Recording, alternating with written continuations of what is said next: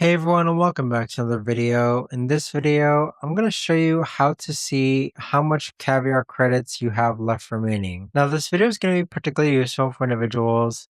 Let's say that you were refunded because a meal was incorrect and so you have Caviar credits. How do you actually go ahead and see how much credits you have remaining? Now this video is going to be short, sweet, and simple guys. There's not going to be a lot of steps involved. Now, in order to do this, what you're first going to do is log on to the Caviar app. Next, click on Account on the bottom right hand corner. Afterwards, click on Payment. Then towards the bottom, you're going to see Caviar credits. So you're going to see here that it says 0, but yours might look different. But that right there, guys, is the best and easiest way that I know of to actually go ahead and see how much Caviar credits you have left remaining. If you guys know of a better or easier way to actually do this, let me know in the comments down below. I would love to know. Thanks so much for watching everyone, and I'll see you guys all in the next video.